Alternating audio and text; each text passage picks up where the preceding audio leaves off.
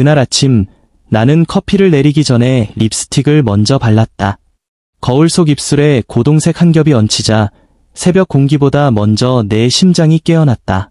혼자 사는 집의 부엌은 여전히 고요했고 싱크대에 엎드린 물방울이 낮게 떨리며 한 번씩 숨을 쉬었다. 커튼 사이로 스며드는 빛은 흐릿했고 벽식의 초침은 어젯밤의 생각을 아직 다 걷어내지 못한 듯 느리게 걸었다. 나는 서랍에서 드리퍼를 꺼냈다. 종이 필터를 접어얹고 갓 분쇄한 원두를 부었다. 알갱이들이 떨어질 때마다 딸깍, 딸깍 작은 돌들이 강을 건너듯 소리가 난다. 주전자의 목을 기울이자 가느다란 물줄기가 원을 그리며 내려앉고 뜨거운 수증기가 먼저 올라왔다. 향이 코끝에 닿는 순간 마치 오래 잃어버렸던 문장을 다시 찾은 것처럼 마음이 한 문단씩 정돈되기 시작했다. 하지만 오늘은 이상했다. 커피 향보다 먼저 떠오른 것은 내 입술의 색이었다. 누구에게 보여주려는 것도 아니었는데 왜 굳이 립스틱을 꺼냈을까? 나는 한참을 서서 수증기 사이를 바라보았다. 컵받침에 맺힌 작은 물방울들이 서로 붙었다 떨어졌다. 마치 오래된 외로움이 그 표면을 따라가며 모였다가 조심스럽게 흩어지는 것처럼. 혼자에 익숙해진 지 오래였다. 누군가의 발소리를 기다리지 않는 아침, 누군가의 문자를 기대하지 않는 밤. 익숙함은 편안했지만 편안함은 때로 사람을 둔하게 만든다. 나는 몇 해 전부터 글쓰기를 거의 놓았다. 잡지에서 연락이 끊기고 원고료가 미뤄지다가 어느새 컴퓨터 바탕화면엔 미완의 파일만 늘어갔다. 손으로 먹고 사는 법을 다시 배우자고 마음먹었을 때 이상하리만큼 숨이 트였다. 밥을 짓고 바닥을 닦고 손잡이를 닦아 빛을 내는 동안 단단한 문장 하나가 손끝에서 깎여 나왔다. 그날 이후 나는 스스로의 일을 품격이라고 불렀다. 누군가의 하루를 가지런히 맞추는 일, 보이지 않게 필요한 사람이 되는 일. 그러다 어제 낯선 번호로 전화가 왔다. 성수동 골목의 작은 로스터리, 2층 집을 관리할 사람을 찾는다는 얘기였다. 면접을 보고 돌아오는 길, 나는 기차가 지나간 뒤에 철길처럼 한동안 서 있었다. 낡은 2층 집의 나무 바닥은 삐걱거리며 인사를 했고 1층에서는 커피가 볶아지는 소리가 낮은 재즈처럼 흘렀다. 한 남자가 내게 고개를 끄덕였다. 박인호, 71, 전직 은행 부행장. 지금은 혼자 살며 카페를 연다고 했다. 그의 목소리는 낮고 단정했다. 그런데 이상하게도 처음 듣는 목소리인데도 낯설지 않았다. 나는 면접 내내 시선을 내리지 않으려고 애썼다. 예의를 지키려는 마음과 자꾸만 확신하려는 마음이 부딪혔다. 이 일을 맡아도 좋을까? 이 집의 리듬에 내 호흡을 얹어도 좋을까? 주전자에서 김이 한 번 더 일었다. 창문을 두드리는 바람소리에 컵이 살짝 떨렸다. 나는 방금 전 그 남자의 눈빛을 떠올렸다. 맑고 조용한 그러나 오래된 시간을 건너온 눈. 면접이 끝날 무렵 그는 조심스레 물었다. 매일 표현해도 되겠습니까? 당신을 필요로 한다는 걸. 나는 대답 대신 고개를 아주 조금 끄덕였던 것 같다. 밤에 돌아와 이불을 펴고 누웠을 때 그 말이 목 뒤쪽을 따뜻하게 스쳤다. 오랜만에 누군가의 말이 내 체온을 바꿨다. 립스틱을 바른 입술이 마르기 전에 커피가 다 내려왔다. 잔을 들어 한 모금 머금었다. 쌉싸래한 맛이 혀끝에서 번지고 따뜻함이 목을 타고 천천히 가라앉았다. 이상하게도 오늘의 맛은 조금 달랐다.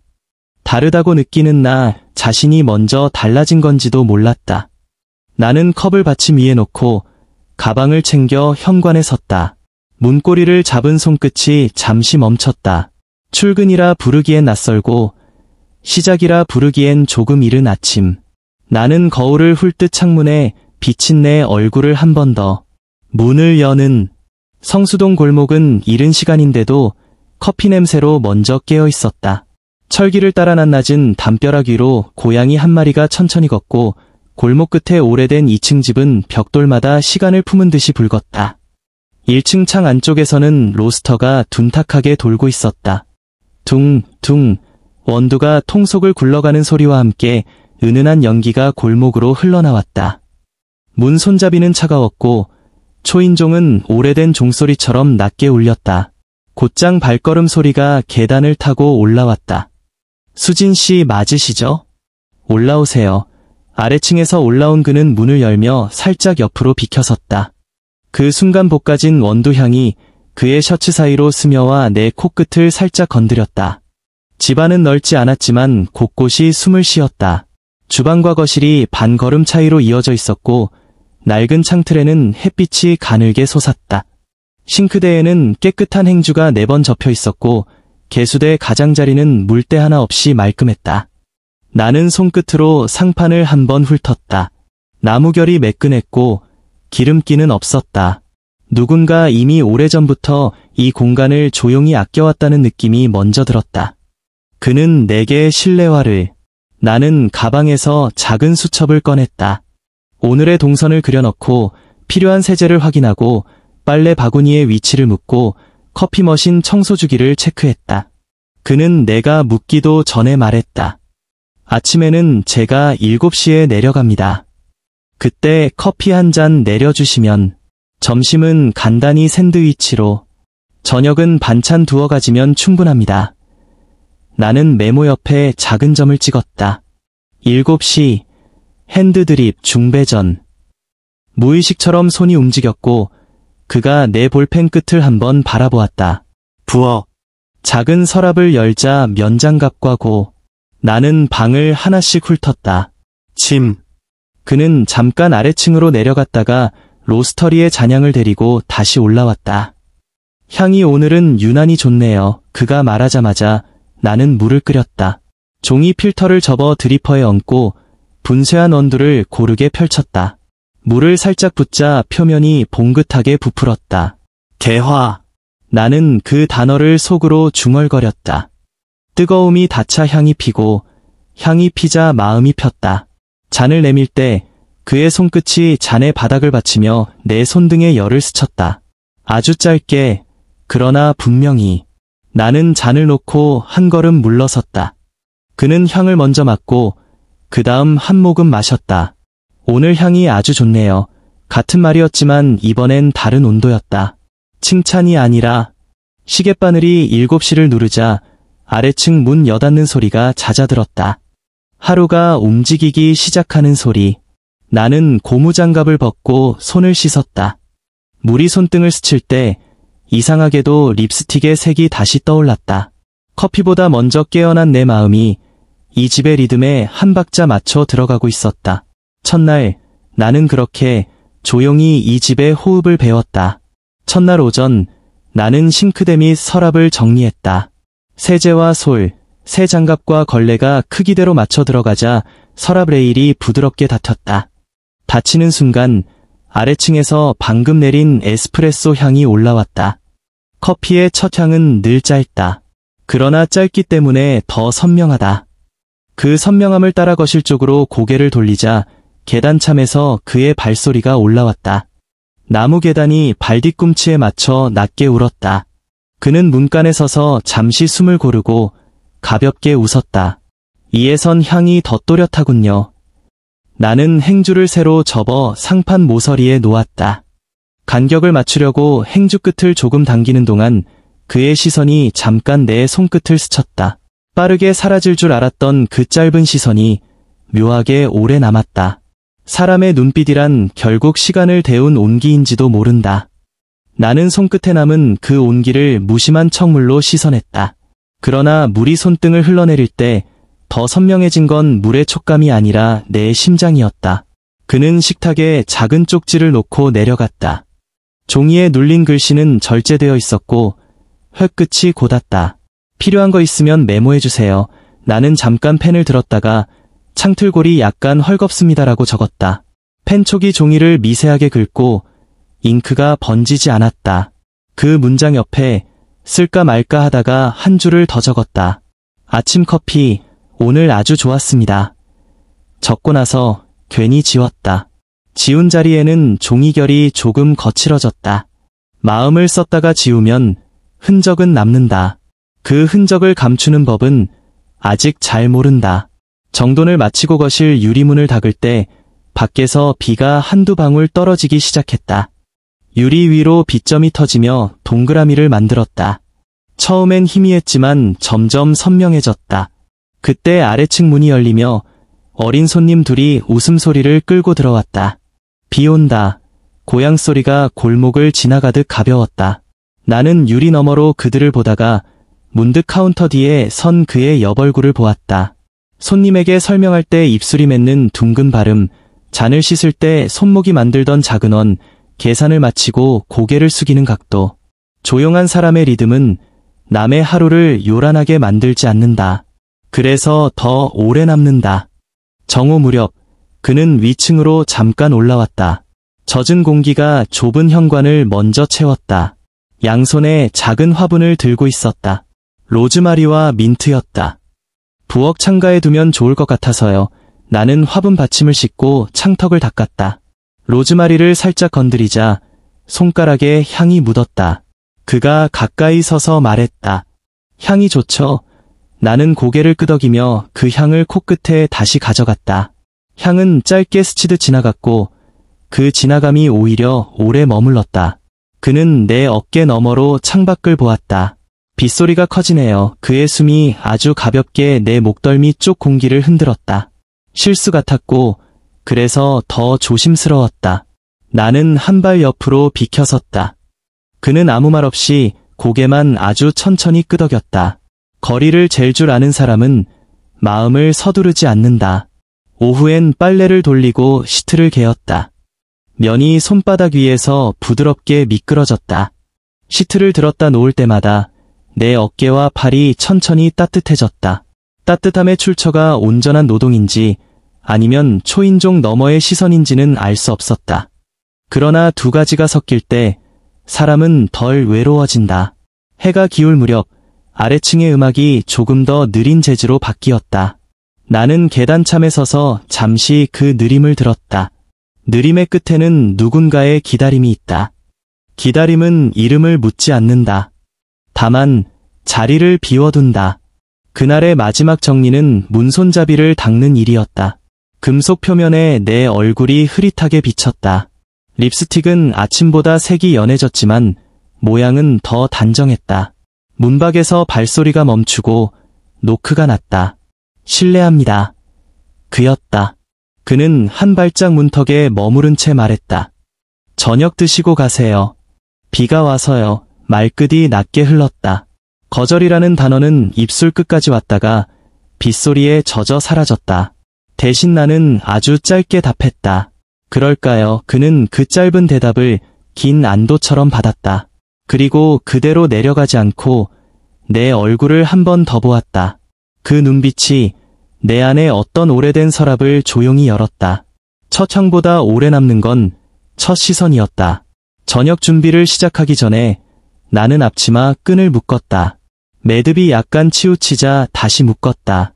매듭을 고르게 맞추는 일은 이상하게도 내 마음을 안정시켰다. 칼날을 점검하고 마늘을 다지고 냄비에 물을 올렸다. 비가 본격적으로 쏟아지기 시작했다. 유리창이 빗방울에 두드려지고 부엌등이 따뜻하게 번졌다. 가열 중인 냄비에서 수증기가 올랐다. 오늘 하루 동안 몇 번째로 보는 수증기일까? 그러나 같은 김이 아니라는 것을 나는 안다. 아침의 김은 시작이었고 지금의 김은 쉼과 안도의 온도였다. 나는 내 직업을 생각했다. 누군가의 삶의 틈으로 들어와 그 틈을 벌리지 않고 오히려 가지런히 맞추는 일. 보이지 않게 존재하면서 필요할 때 정확히 그 자리에 있는 일. 그래서 나는 원래 말수가 적었다. 질문을 최소로 하고 동선을 부드럽게 만들고 집의 소리를 먼저 기억했다. 그게 내가 배운 품격이었다. 품격은 때로 자기를 지우는 기술에서 나온다. 그러나 이 집에서는 이상하게 나를 지우는 대신 내 이름을 불러주었다. 아침의 커피, 유리 닦는 손끝, 창턱에 놓인 허브. 수진 씨, 그는 내 이름을 쉽게 낭비하지 않았다.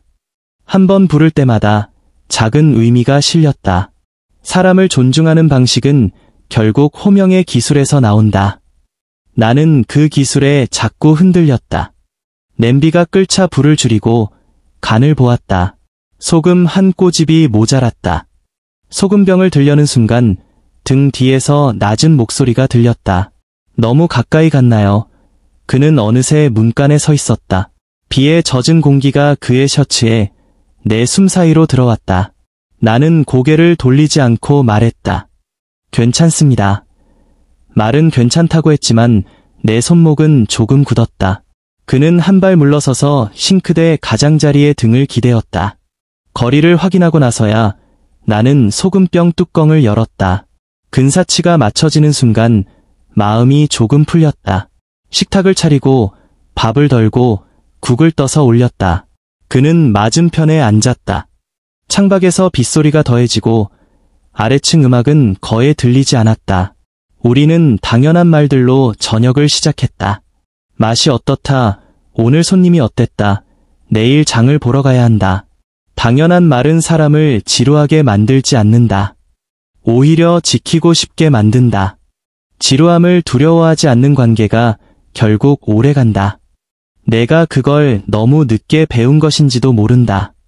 그가 물을 따라 주려다 멈췄다. 내 잔이 그의 손끝에 닿기 전에 그는 먼저 눈을 들었다. 그 눈에 묻은 시간이 내 쪽으로 조용히 기울었다. 나는 시선을 피하지 않았다. 오래 피하면 오해가 는다. 짧게 보면 오해가 줄어든다. 그 짧은 눈맞춤 속에서 나는 스스로에게 물었다. 경계는 어디에 둘 것인가? 내가 정해온 원칙은 분명했다. 감정은 집 밖에 두고 들어오기. 그러나 문지방에 두고 들어온 감정이 비에 젖어 다시 안으로 들어왔다. 비는 문지방을 모른다. 그는 숟가락을 내려놓고 숨을 한번 길게 들이마셨다. 말을 아끼겠습니다. 그 한마디가 예상보다 멀리 갔다. 말하지 않음이 비겁함이 아닐 수 있다는 걸 그는 태도로 보여주었다. 대신 필요한 건 말씀해 주세요. 저는 표현이 서툴러도 표현할 겁니다. 나는 고개를 끄덕였다. 말의 양이 아니라 말의 방향을 믿고 싶었다. 그가 내게 건넨 건 양이 아니라 방향이었다. 식사를 마치고 그가 먼저 일어났다. 설거지는 본인이 하겠다고 했다. 나는 말없이 행주를 접었다. 그는 물을 틀고 접시를 헹구고 거품을 씻어내렸다. 그의 손등을 따라 흐르는 물줄기가 스테인리스 위에서 빛을 만들었다. 그 빛을 보다가 나는 문득 내 안에서 작은 문장을 주워 올렸다. 나는 누군가의 식탁을 정갈하게 만드는 사람이다. 동시에 나의 마음도 정갈하게 관리해야 한다. 품격은 타인을 위해 배우지만 결국 자신을 지키기 위해 쓴다. 그날 밤 나는 그 품격이 흔들리는 소리를 들었다. 흔들린다는 건 무너진다는 뜻이 아니었다. 다만 누군가가 다가와 문고리를 한 번 더 확인했다는 뜻이었다. 그가 접시를 마지막으로 세워 말리고 나서 나를 바라보았다. 오늘은 여기까지요. 나는 짧게 인사하고 현관으로 걸어갔다. 문을 열기 전에 뒤에서 그의 숨이 한 번 더 흔들렸다. 수진 씨, 나는 고개를 돌렸다. 그는 한 박자 쉬고 말했다. 고맙습니다. 고맙다는 말은 오늘 하루의 방향을 확인해주는 도장 같았다. 도장을 찍고 문을 닫자 빗소리가 갑자기 더 크게 들렸다. 계단을 내려가며 나는 속으로 적었다. 가정부의 품격, 그리고 아주 작은 흔들림. 비는 오후 내내 천장을 두드렸다. 유리창에 맺힌 물방울들이 흘러내릴 때마다 골목의 가로등이 찰나로 부서졌다. 나는 냄비에 멸치 육수를 올리고 대파를 송송 썰었다. 프라이팬을 예열하니 기름이 미세하게 파르르 떨었다. 마늘을 넣자 향이 먼저 달려나왔다. 아래층에서는 잔을 포개는 소리와 낮은 재즈 피아노가 번갈아 들려왔다. 나는 손목을 돌려 전을 굽고 된장을 풀어 국을 끓였다. 주방은 금색 김으로 가득했다. 문이 두 번 가볍게 두드려지고 그가 문턱에 섰다. 셔츠 소매가 비에 젖어 어깨선이 조금 어두웠다. 그는 방금 가져온 와인병을 식탁 위에 내려놓고는 웃었다. 오늘 같은 날엔 따뜻한 국물과 조금의 와인이 잘 어울립니다. 나는 앞치마 끈을 다시 묶으며 고개를 끄덕였다. 매듭이 반뼘 치우치자 그가 말했다. 제가 묶어도 될까요? 대답을 하기 전에 그의 손이 내 허리 뒤로 조심스럽게 들어왔다. 손끝이 면끈을 더듬어 적당한 장력을 만들었다. 매듭이 고르게 잡히는 동안 내 등이 아주 느리게 숨을 쉬었다. 그는 손을 떼며 낮게 말했다. 손이 서툴러서요. 나는 웃으며 답했다. 괜찮아요. 오늘은 매듭이 예쁩니다. 식탁에 앉았을 때 스탠드 등이 따뜻하게 빛을 흘렸다. 그가 와인을 따라 2잔을 반쯤 채웠다. 향이 올라와 코끝을 스쳤다. 그는 잔을 들며 말했다. 오늘 하루 수고 많으셨습니다. 나는 잔을 맞대고 한 모금 머금었다. 와인의 산미가 혀를 스치고 된장국의 구수함이 뒤따랐다. 맛과 온도가 겹쳐지자 마음이 천천히 풀렸다. 그는 내 손등 가까이 잔을 내려놓았다. 잔의 밑바닥이 탁자에 닿는 소리와 동시에 그의 손끝이 내 손등을 스쳤다. 아주 짧았다. 그러나 그 짧음 때문에 오래 남았다. 비가 오면 저는 말이 줄어듭니다. 그가 웃으며 말했다. 소리가 이미 꽉 차 있어서요. 나는 창밖을 보며 대답했다. 그럼 오늘은 비가 말해주겠네요. 우리 사이에 길지 않은 침묵이 앉았다. 침묵은 불편하지 않았다. 불편하지 않은 침묵은 시간이 만든 호의다. 그는 갑자기 자리에서 일어나 부엌으로 가더니 그라인더를 열어 원두를 손바닥에 조금 올렸다. 오늘은 제가 내려볼까요? 나는 모래시계를 뒤집듯 그를 바라보며 고개를 끄덕였다. 그는 드리퍼를 준비하고 물을 데우고 원두를 적셨다. 물줄기가 둥글게 돌 때마다 향이 살짝 달라졌다. 그는 그 변화를 유심히 듣는 사람처럼 조용히 집중했다. 커피가 완성되자 그는 내 앞으로 잔을 밀었다. 나는 두 손으로 잔을 감쌌다. 잔의 열이 손바닥을 데웠다. 맛이 다르면 말해주세요. 그는 주저했다. 아마 수진 씨가 내려준 맛이 더 좋을 테니. 나는 웃음을 참지 못했다. 오늘은 어떤 맛이든 괜찮아요. 커피는 약간 더 쌉쌀했고 그래서 더 오래 따뜻했다. 우리는 커피를 들고 창가로 가섰다. 빗줄기가 두텁게 내렸고 골목의 고양이는 처마 밑에서 발을 말고 있었다. 그는 문득 물었다. 혼자 지내는 시간에 익숙해지는 건 좋은 일일까요? 나는 잠시 생각하다가 고개를 저었다. 익숙해지는 건 필요하지만 거기에 눌리면 나중에 일어나는 법을 잊게 되죠. 그는 그 말을 오래 듣듯 고개를 비스듬히 기울였다. 그래서 오늘 저녁을 함께 먹자고 했나 봅니다. 나중을 잊고 싶지 않아서 그가 잔을 내려놓고 내 눈을 바라보았다. 눈동자 속에 젖은 골목과 스탠드 불빛이 함께 비쳤다. 나는 시선을 피하지 않았다. 그리고 아주 천천히 손등을 식탁 위로 내밀었다. 그는 조심스럽게 그 위에 손을 올렸다. 손등과 손등이 닿자 두 사람의 맥박이 잠시 같은 속도로 움직였다. 우리는 많은 말을 하지 않았다. 대신 접시를 치우고 부엌을 정리했다. 그는 물기를 닦아 컵을 제자리에 올려두고 나는 행주를 널어 말렸다. 마지막으로 조리대의 스위치를 끄자 부엌의 소리가 한 톤 낮아졌다. 그 낮아짐이 이상하리만큼 편안했다. 다음날 저녁, 비는 더 가늘고 오래 내렸다. 나는 프라이팬에 기름을 두르고 채소를 볶았다. 마늘이 지직 소리를 내며 타이밍을 알려주었다. 불꽃이 한 번 튀었다. 그때 뒤에서 그의 발소리가 살짝 멈췄다. 기름이 많이 튀네요. 조심하세요. 그의 숨소리가 어깨 뒤에서 낮게 흘렀다. 그는 내 옆이 아닌 등 뒤로 한 발 들어와 손을 뻗었다. 가스불을 살짝 줄이는 손길이 내 허리선 가까이를 스쳤다. 셔츠의 청결이 팔꿈치에 닿았다. 숨이 멈췄다. 한 박자 뒤에 나는 조심스레 몸을 돌렸다. 그와의 거리는 반걸음. 가까움과 멀어짐의 중간. 그의 눈동자는 오래된 외로움과 지금의 망설임을 함께 비추고 있었다. 나의 첫마디는 이랬다. 이러면 안 되지 않나요? 그러나 그 말에는 도망칠 의지가 없었다. 그도 알아챈 듯 손을 거두며 한 발 물러섰다. 그럼 지금은 하지 않겠습니다. 말끝이 아주 낮았다. 하지만 언젠가 괜찮다면 허락해주세요. 그는 단정히 고개를 숙였다. 거절보다 더 조심스러운 약속이었다. 나는 도마 위에 있던 채소를 다시 집어넣고 불을 약하게 했다. 팬에서 올라오는 김이 눈앞을 흐렸다. 김이 거치자 그는 여전히 같은 자리에서 나를 바라보고 있었다.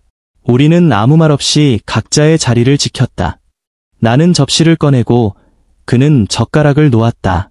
저녁을 먹는 동안에도 방금 전에 온기가 식탁 아래에서 작은 불씨처럼 남아있었다. 식사가 끝나고 그는 내게 물수건을 건넸다. 손가락이 스치지 않도록 아주 조심스럽게. 나는 수건을 받아들며 말했다. 고맙습니다. 그는 고개를 저었다. 제가 고맙습니다. 오늘 선을 확인해 주셔서 선을 확인한다는 말은 이상하게 마음을 편하게 했다. 그는 누르면 울리는 버튼이 아니었다. 누르지 않아도 기다리는 사람, 기다리면서도 말이 번지지 않게 붙잡는 사람. 나는 오래 잊고 있던 안도의 방식을 그의 태도에서 다시 배웠다. 그날 밤 나는 욕실 거울 앞에 섰다. 습기가 서린 거울에 손바닥으로 동그라미를 그렸다. 동그라미 속 비친 얼굴은 아침보다 덜 지쳐 보였다. 립스틱을 다시 꺼냈다. 한 번 가볍게 덧발랐다. 보여줄 사람이 없더라도 나를 깨워줄 작은 신호가 필요했다. 거울 저편에서 그가 말했던 문장이 천천히 떠올랐다. 언젠가, 괜찮다면 언젠가를 서두르지 않는 사람 곁에서 오늘은 편안히 잠들 수 있을 것 같았다. 주말 오후, 카페는 평소보다 붐볐다가 비가 그치자 갑자기 고요해졌다. 나는 빨래 바구니를 밀고 2층 뒤쪽 작은 세탁실로 들어갔다. 좁은 창으로 오후 햇살이 비스듬히 들어와 바닥에 사각형의 빛을 만들고 있었다. 세탁기는 마지막 헹굼을 알리는 짧은 멜로디를 울렸다. 문을 열자 따뜻한 증기가 후욱 뿜어져 나왔다. 면 셔츠들이 눅눅한 온기를 품은 채 서로 기대어 있었다. 나는 셔츠 한 장을 조심스레 펼쳐 다림판 위에 올렸다. 분무기로 가볍게 물을 뿌리고 다리미를 천천히 밀었다. 증기 구멍에서 뿜어나오는 김이 얇은 막처럼 공중에 깔렸다가 이내 사라졌다. 다리미의 앞코가 주름 사이를 지나갈 때마다 직선이 생겼다. 직선은 마음을 가라앉힌다. 어깨선을 넘기고 소매 주름을 정리할 즈음 문득 뒤에서 기척이 났다. 문은 닫혀 있었고 발소리는 아주 조심스러웠다. 세탁실이 이렇게 따뜻한 줄 몰랐네요. 그가 낮은 목소리로 말했다. 나는 다리미를 잠시 들어 올리고 고개를 돌렸다. 문간에 서 있던 그는 한 손에 비누를 들고 있었다. 방금 손을 씻고 올라온 듯 물기가 손등에 맺혀 있었다. 그는 방안을 한 바퀴 훑어본 뒤 다리미 코드를 확인했다. 위험을 먼저 보는 사람의 습관이었다. 곧 끝납니다. 내가 말하자 그는 고개를 끄덕였다. 계속하세요. 그는 다리미 열에 닿지 않게 반발 옆으로 섰다. 가까이도 멀지도 않게. 나는 다시 다리미를 잡았다. 온도가 오르고 증기가 일었다. 그때 그가 옆에서 아주 조용히 말했다. 이 셔츠 오늘따라 더 곱게 펴지는 것 같네요. 말끝에 가벼운 웃음이 섞였지만 듣는 내 쪽은 이상하게 심장이 반 박자 빨라졌다. 셔츠를 들어 옷걸이에 걸어 내놓는 순간 손등이 그의 손등을 스쳤다. 면과 살, 아주 얇은 경계 하나가 사라졌다가 돌아왔다.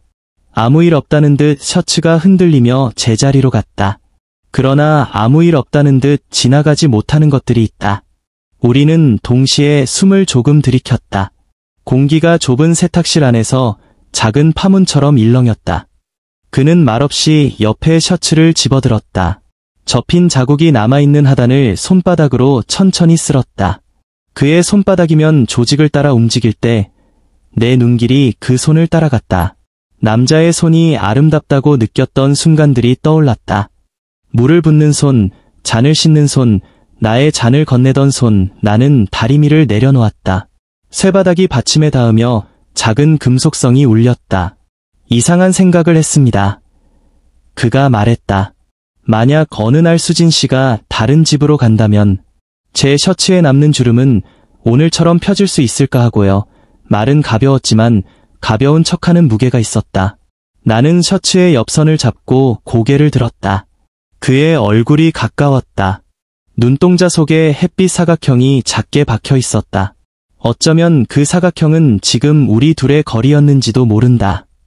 닿을 듯, 닿지 않게 말씀하신 언젠가가 내가 입을 떼자 그가 아주 조금 몸을 낮췄다. 오늘은 아닙니다. 그가 먼저 말했다. 다만 허락을 구하고 싶습니다. 이 감정을 숨기지 않을 허락. 세탁기가 빈통을 천천히 돌렸다. 얇은 금소금이 멀리서 울려왔다.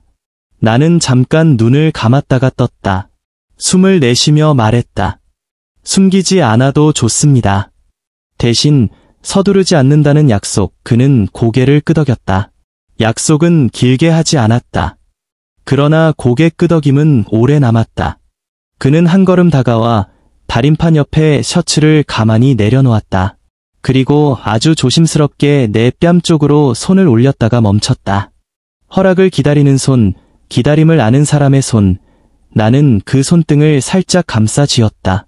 그러자 그의 손이 미세하게 떨렸다. 떨림은 두 사람 사이를 가르는 유일한 소리였다. 우리는 동시에 웃었다. 웃음은 긴장을 풀어주면서도 마음을 더 가깝게 만든다. 입술이 닿은 건 그 다음이었다. 깃털에 닿은 듯 아주 가볍게 한 번 닿고 물러나고 다시 한 번. 세탁실의 사각형 햇빛이 느리게 기울었다. 다리미에 잔열이 식어가고 방 안의 공기는 더 따뜻해졌다. 오래 걸리지 않았다. 그러나 오래 남았다. 우리는 그저 서로의 이마를 맞댄 채 잠깐 숨을 골랐다. 그의 숨이 내 볼을 스쳤고 내 숨이 그의 입술을 스쳤다.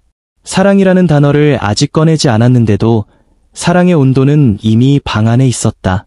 나는 먼저 한 발 물러났다. 다리미의 코드를 뽑고 창문을 조금 더 열었다. 바깥 공기가 얇게 스며들었다. 그는 셔츠를 옷걸이에 차례대로 걸며 말했다. 오늘은 여기까지. 그 말은 어젯밤의 말과 닮아 있었다. 선을 확인하고 마음을 확인하는 방식. 나는 고개를 끄덕였다. 네, 오늘은 여기까지요. 그가 문을 열기 전 우리는 서로를 한 번 더 바라보았다. 말은 없었지만 표정은 충분했다. 세상에서 가장 조용한 고백은 그날 이 작은 세탁실에서 일어났다. 다음 날 그는 평소보다 일찍 아래층으로 내려간 모양이었다. 현관 근처 신발이 가지런했고 부엌에는 밤새 말라 선명해진 유리컵 자국이 반짝였다. 식탁 위엔 작은 쪽지가 놓여 있었다. 얇은 베이지 색종이, 단정한 글씨. 따뜻한 아침이었어요. 오늘은 수진 씨 커피를 마시고 시작하고 싶습니다. 부탁드려도 될까요? 쪽지를 읽는 동안 내 입술이 나도 모르게 웃는 모양으로 굳었다. 웃음도 습관이 될 수 있다면 나는 이제야 그 습관을 다시 배우는 중일 것이다. 물을 데우며 창문을 열자 골목 공기가 산뜻했다. 밤새 비가 그치고 오랜 시간 머물던 습기가 반쯤 거친 아침. 나는 드리퍼를 세팅하고 원두를 갈았다. 그라인더가 낮게 울리는 동안 어제의 세탁실이 떠올랐다.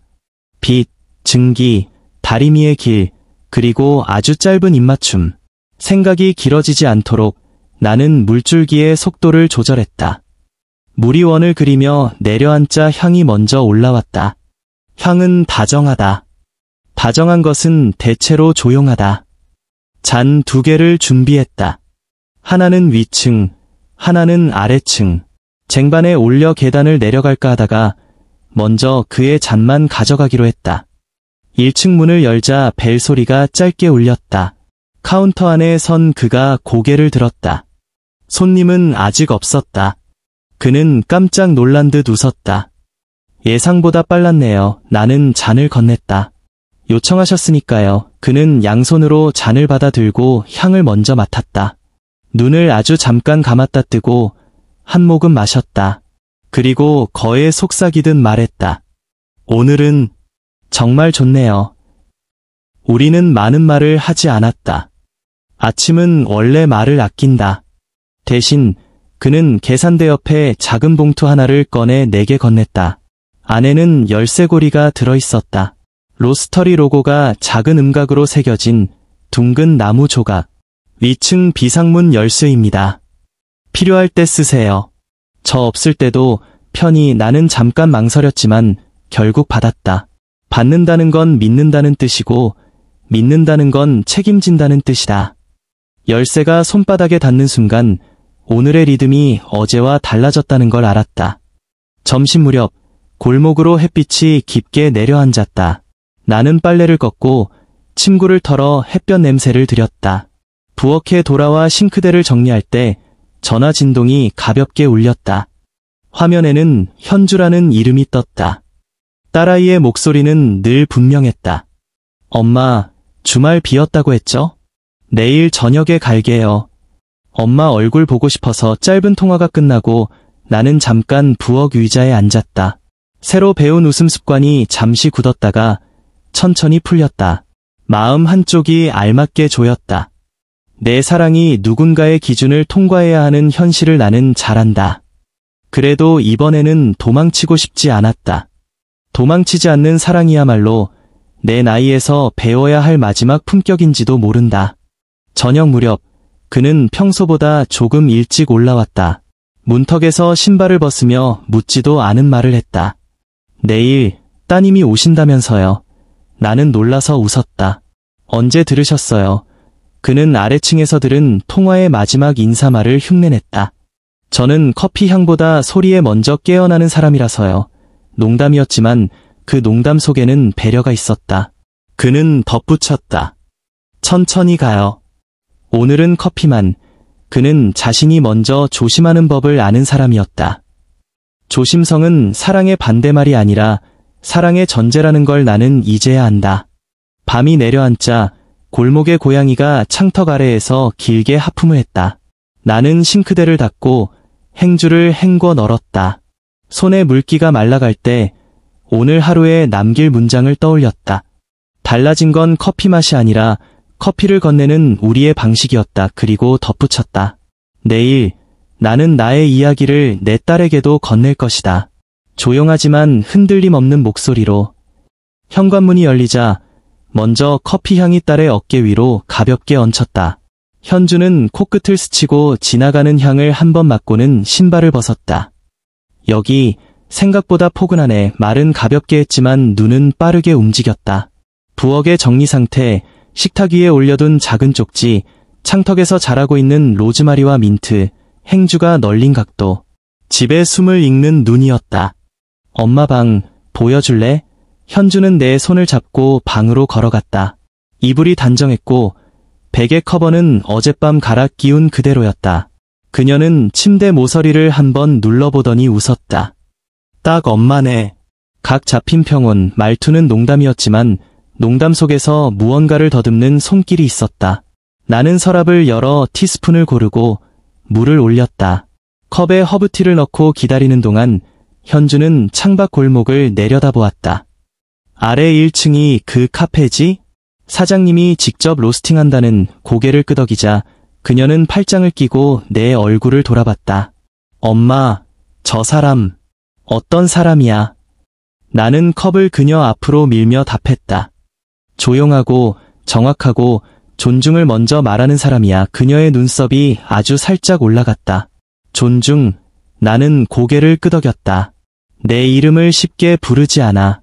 수진 씨라고 부를 때마다 그 말 안에 부탁과 감사가 같이 있어. 현주는 몇 초간 침묵했다. 허브 향이 컵에서 천천히 피어올랐다.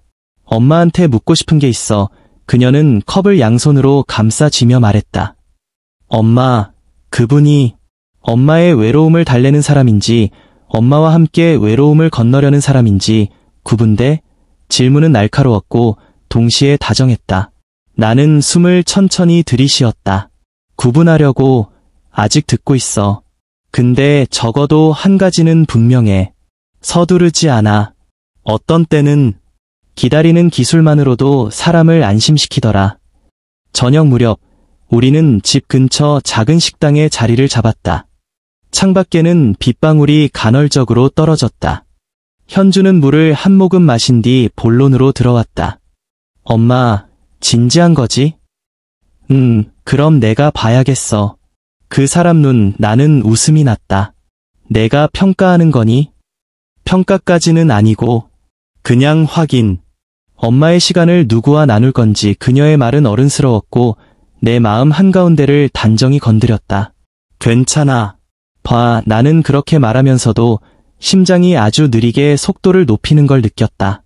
누군가의 시선을 건너야 하는 사랑은 늦게 배운 과목처럼 어렵다. 그러나 시험이 있다는 건 어쩌면 이 사랑이 교실 바깥으로 나갈 준비를 한다는 뜻일지도 모른다. 다음 날 오후, 현주는 1층 카운터 앞에 섰다. 카페는 한가했고 재즈 피아노가 낮게 깔렸다. 박인호는 손님 컵을 정리하던 손을 멈추고 고개를 들었다.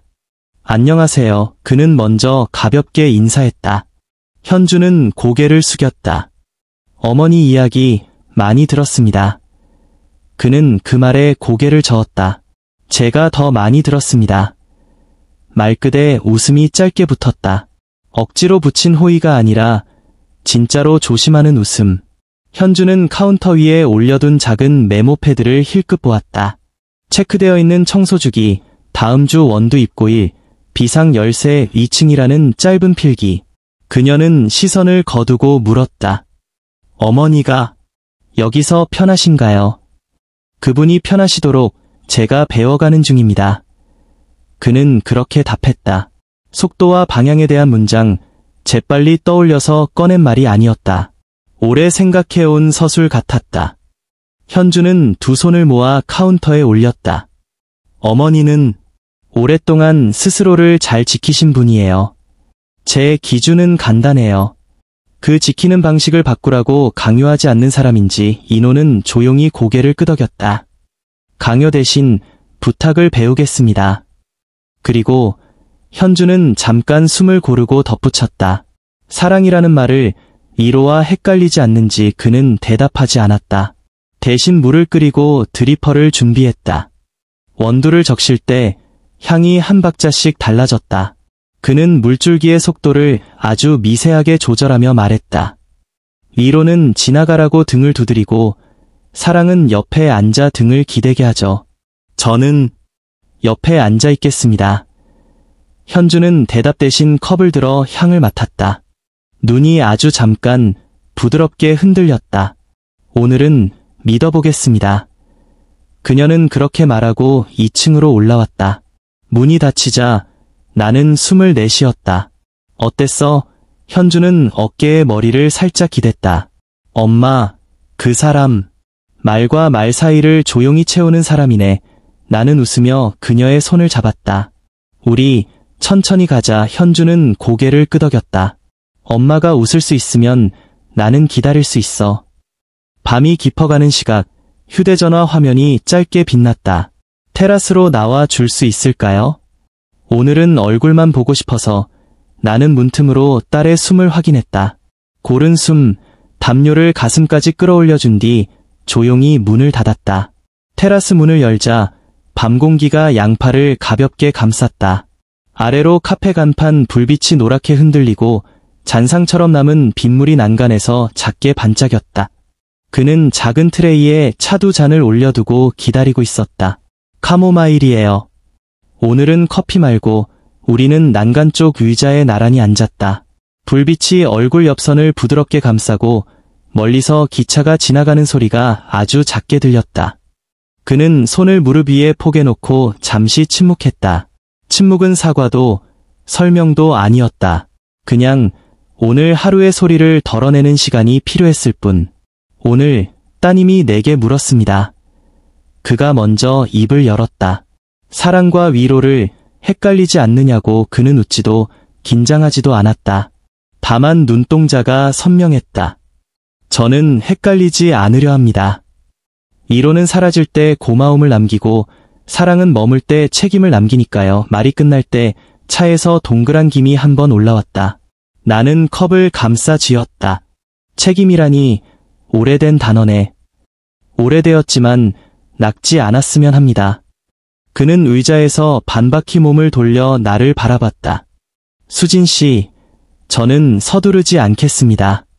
수진 씨의 속도에 제 속도를 맞추겠습니다. 그리고 부탁이 있습니다. 그는 숨을 고르고 이어 말했다. 제가 수진 씨에게 배우고 싶은 게 많습니다. 집을 다루는 방식, 마음을 다루는 방식, 그리고 이름을 부르는 방식까지 허락해 주신다면 이 집의 리듬에, 아니, 우리의 리듬에 조용히 들어가고 싶습니다.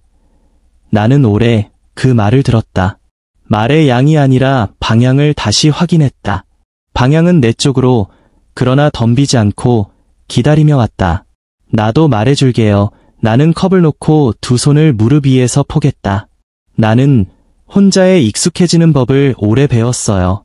그래서 다시 둘이 되는 법을 배우려면 약간의 시간이 필요해요. 대신 배울 마음은 있어요. 오늘처럼 그는 고개를 끄덕였다.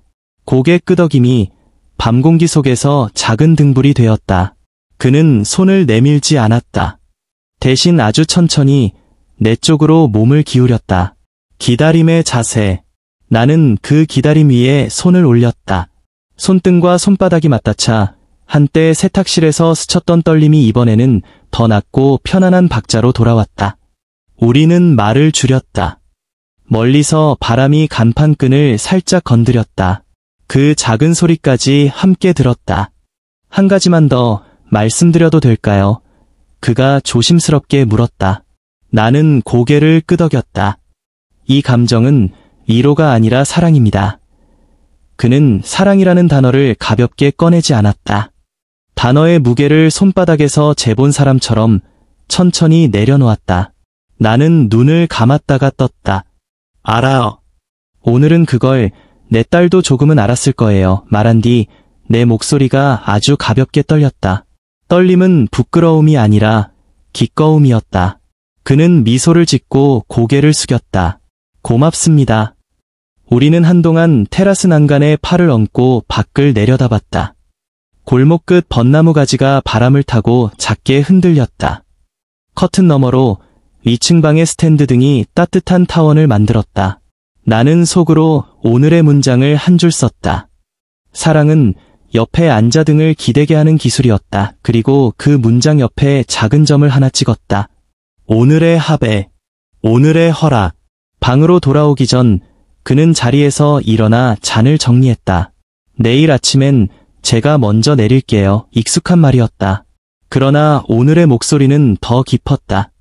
나는 문턱에서 한번 멈춰 그를 돌아보았다. 내일은 그 맛이 달라도 괜찮아요. 그는 고개를 끄덕였다.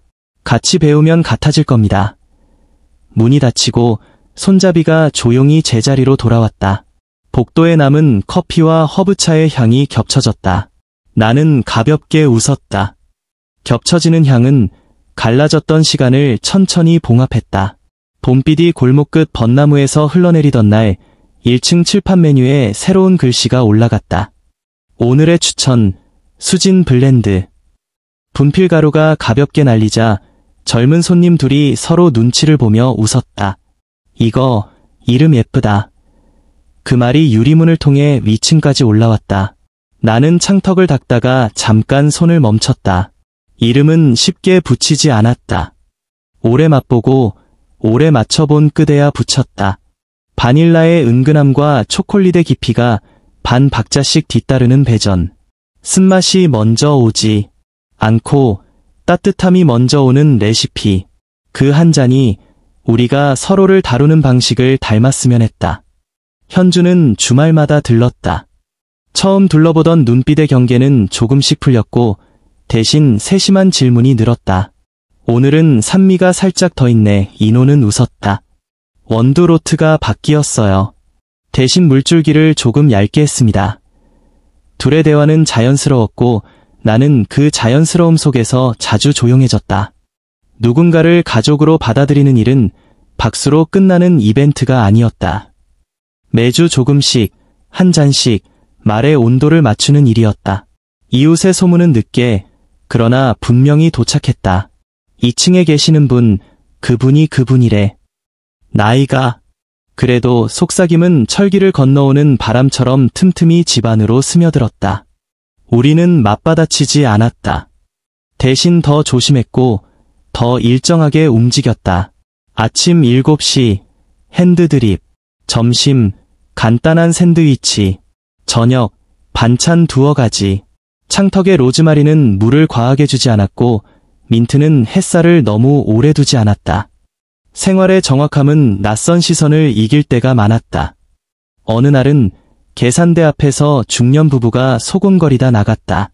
문이 닫히자 인호가 조용히 말했다. 제가 뭐라고 말해야 할까요? 나는 고개를 저었다. 말을 아낄수록 우리가 할 수 있는 걸 찾게 되어 그날 저녁 그는 칠판 한쪽에 작은 문장을 적었다. 천천히 그러나 분명하게 손님 하나가 사진을 찍더니 SNS에 올렸다. 그 문장은 생각보다 멀리 갔다. 우리에게는 표어가 아니었다. 그저 생활의 속도였다. 봄비가 지나가고 벚꽃잎이 바닥에서 반짝이던 저녁이었다. 설거지를 마친 인호가 앞치마를 벗고 내 앞에 섰다. 수진 씨, 그의 목소리는 낮았지만 결심에 결이 있었다. 이 집에 정식으로 들어와 줄래요? 나는 설거지 통 옆에 서 있다가 웃어버렸다. 지금도 살고 있잖아요. 그는 고개를 저었다. 주소를 마음으로 옮기자는 뜻입니다. 함께 아침을 먹고 함께 저녁을 끓이고 함께 불을 끄자는 뜻. 말이 길지 않았지만 하루의 모든 스위치를 포함하고 있었다. 대답은 그 자리에서 하지 않았다. 대신 다음날 아침을 더 천천히 준비했다. 물을 데우는 시간, 원두를 고르게 펼치는 시간, 개화가 일어나는 시간을 한 박자 더 길게 지켜봤다. 향이 오르고 잔에서 김이 피고 부엌 창으로 햇살이 흘렀다. 나는 그 잔을 쟁반에 올려 1층으로 내려갔다. 카운터에 잔을 놓으며 말했다. 주소를 옮기는 건 우편함만 바꾸는 일이 아니니까요. 그는 웃으며 고개를 끄덕였다. 그래서 여쭤본 겁니다. 바뀌는 것과 바꾸지 않을 것을 같이 고르자고. 나는 한 모금 마셨다. 수진 블렌드의 따뜻함이 혀끝에서 목으로 그리고 아주 천천히 가슴으로 내려갔다. 그 따뜻함이 내 안의 망설임을 풀어주는 데는 오래 걸리지 않았다. 같이 고르죠. 나는 잔을 내려놓고 말했다. 같이 늙어가기로. 그날 저녁 현주에게도 말했다. 딸은 잠깐 눈을 감더니 어깨에 힘을 풀었다. 엄마, 축하해. 그리고 내 손을 꼭 잡았다. 조건이 있어. 나는 웃었다. 그럴 줄 알았어. 현주는 조용히 말했다. 엄마 이름을 더 자주 불러줄 것. 엄마가 원할 때 속도를 낮출 것. 그리고 엄마가 웃는 방식에 그 사람의 방식이 침범하지 않을 것. 인호는 대답 대신 물컵을 내 앞에 먼저 놓았다. 이름은 아끼겠습니다. 속도는 맞추겠습니다. 웃음은 지키겠습니다. 딸은 고개를 끄덕였다. 심사가 끝난 건 아니었지만 통과할 방법은 분명했다. 함께 살기 시작하자 사소한 리듬들이 새로 생겼다.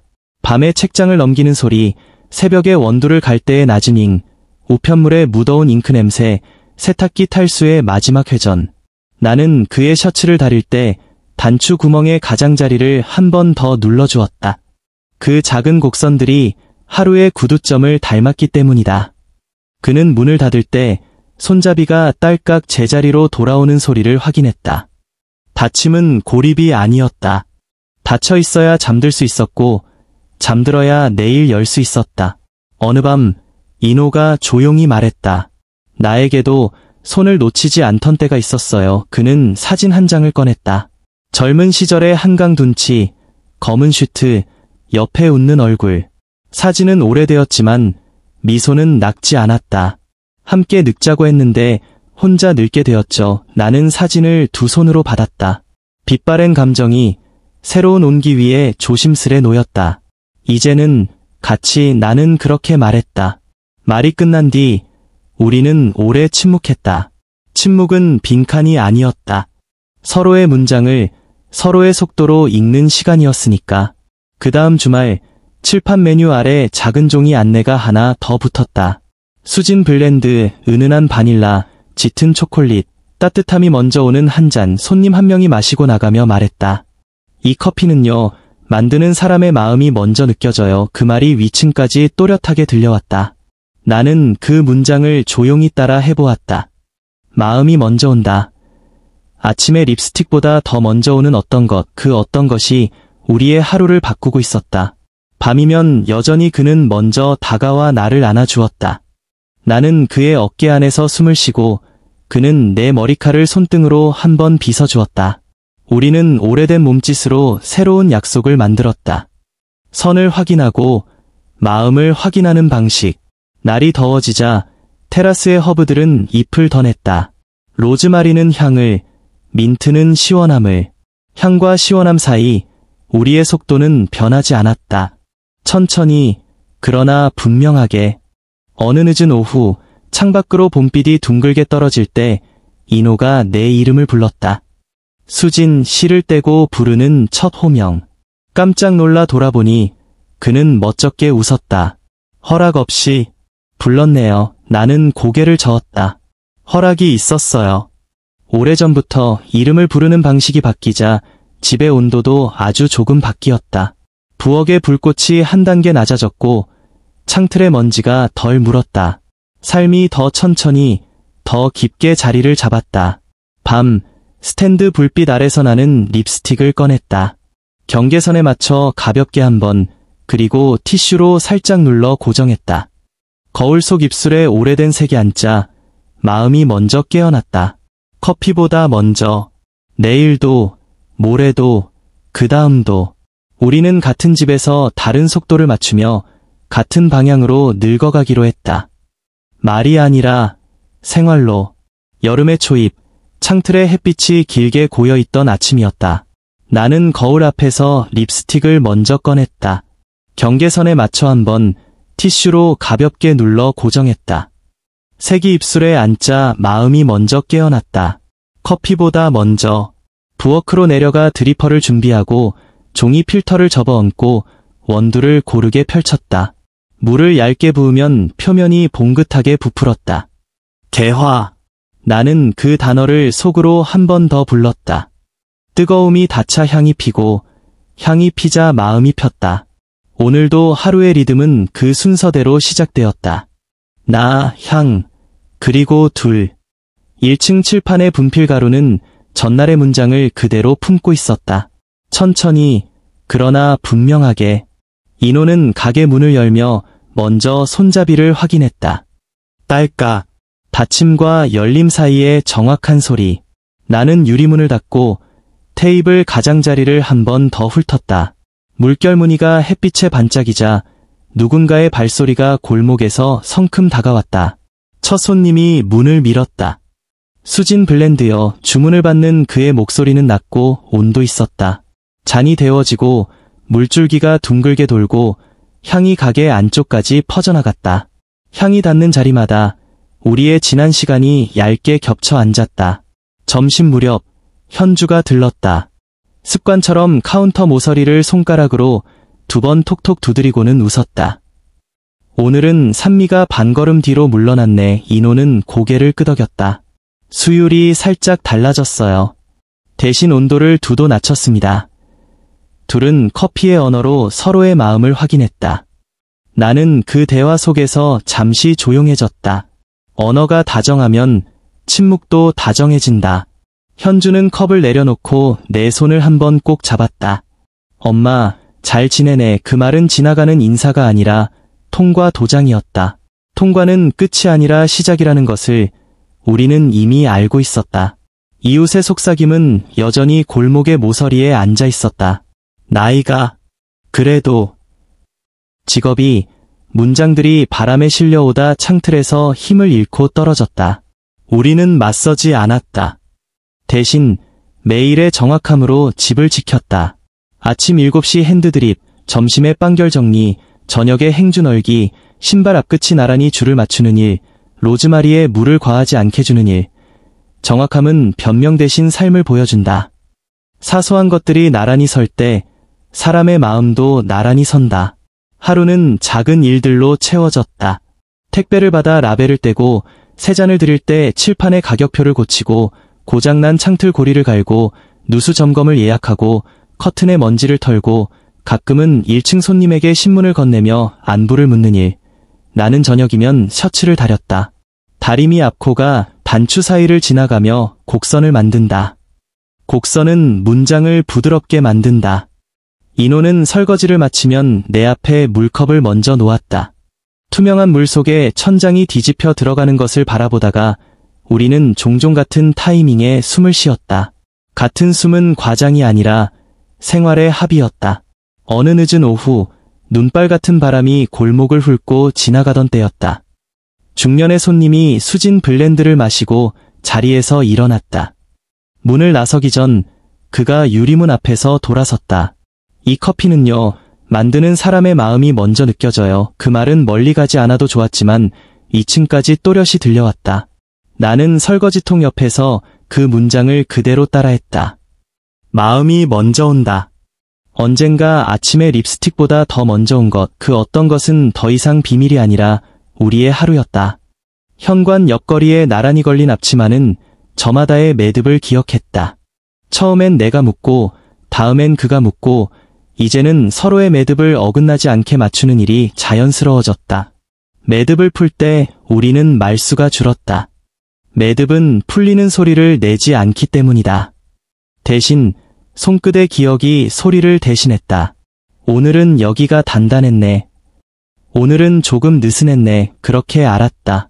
서로의 하루를. 밤이면 우리는 가끔 테라스에 나갔다.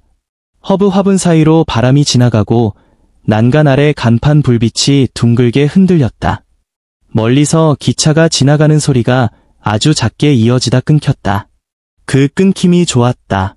소리는 끝나야 다음 소리가 시작될 수 있으니까. 인호는 가끔 이야기했다. 젊을 때의 실수들, 너무 많은 보고서, 너무 조용했던 판결들, 너무 늦었던 사과. 나는 들었다. 내 차례가 오면 나도 이야기했다. 언젠가의 실패, 미완의 원고, 멈춘 새벽, 다시 일어나야 했던 아침들. 들을 수 있을 만큼만, 말할 수 있을 만큼만. 우리는 서로의 과거를 현재의 속도로 읽었다. 비가 왔다. 유리 위에서 빗점이 터지고 아래층의 음악이 반 박자 느려졌다. 나는 무의식처럼 창턱에 기대었다. 첫날의 비가 떠올랐다. 첫 저녁의 국물, 첫 와인, 첫 손등의 온기, 첫 세탁실의 빛, 첫 시선이 오래 남아서 오늘의 시선이 덜 외롭다는 사실이 고맙다. 세상은 우리의 사정을 모를 수 있다. 그러나 우리의 생활은 우리를 안다. 닫힌 문 뒤에서 나누는 따뜻함이 어제보다 오늘 더 단단해졌다는 것을 우리만 알면 충분했다. 현주는 어느 날 퇴근길에 들러 칠판을 보더니 분필을 집어들었다. 수진 블렌드 아래 작은 글씨로 한 줄을 더 썼다. 함께 늙는다는 건 같은 방향으로 천천히 걷는 기술. 손님 한 명이 사진을 찍었다. 또 누군가는 묻지 않고 마음속에 적었다. 우리는 웃었다. 누군가가 우리의 속도를 오해하더라도 우리의 발걸음은 바뀌지 않을 것이다. 속도를 맞추는 건 양보가 아니라 합의였고 합의는 계약이 아니라 생활이었다. 어느 밤 문을 닫고 계단을 오르다 말고 나는 현관에 서서 집안의 소리를 한 번 더 들었다. 냉장고의 낮은 숨, 벽시계의 일정한 박자, 창틀 틈에서 들어오는 아주 얇은 바람. 그 모든 소리가 우리가 만든 집의 목소리 같았다. 부엌으로 걸어가 드리퍼를 씻고 말려 걸었다. 그리고 마지막으로 다림판 위에 그의 셔츠를 올려 한 번 더 다렸다. 내일의 주름을 오늘의 선으로 미리 펴는 일. 다리미가 지나간 자리마다 빛이 얇게 누러앉았다. 나는 속으로 어제의 말을 다시 썼다. 나는 그의 셔츠를 다린다. 하루를 입을 그의 마음을 다려주는 기분으로. 그 문장은 이제 내 일이자 우리의 사랑이었다. 침실로 들어가기 전 거울 앞에서 립스틱을 한 번 더 확인했다. 색은 조금 바랬지만 모양은 흐트러지지 않았다. 커튼을 닫고 스탠드 불을 낮추고 침대 가장자리에 앉았다. 인호가 문턱에 서서 나를 보았다. 수진, 시를 땐 부름이 자연스러워졌다. 나는 고개를 들었다. 그는 가까이 와서 아주 가볍게 내 이마에 입을 맞췄다. 허락이 이미 있었던 자리. 우리는 각자의 이불을 정리하고 같은 방향으로 누웠다. 불을 끄기 전 나는 눈을 감고 아주 조용히 되뇌었다. 오늘도 커피보다 먼저 온 마음으로 살았다고. 그리고 내일도 모레도 같은 마음으로 깨어날 거라고. 창밖에서 바람이 로즈마리를 한 번 흔들었다. 향이 창틈으로 스쳤다. 그 향은 오래 머물지 않았지만 머무르지 않아서 오래 남았다. 나는 천천히 숨을 쉬고 불을 껐다. 어둠이 방 안에 가만히 앉았다. 어둠은 무서움이 아니라 오늘의 마지막 약속이었다. 우리가 사랑한 건 청춘이 아니라 남은 시간을 함께 건네는 용기였습니다. 가장 조용한 고백이 삶을 가장 크게 바꿉니다.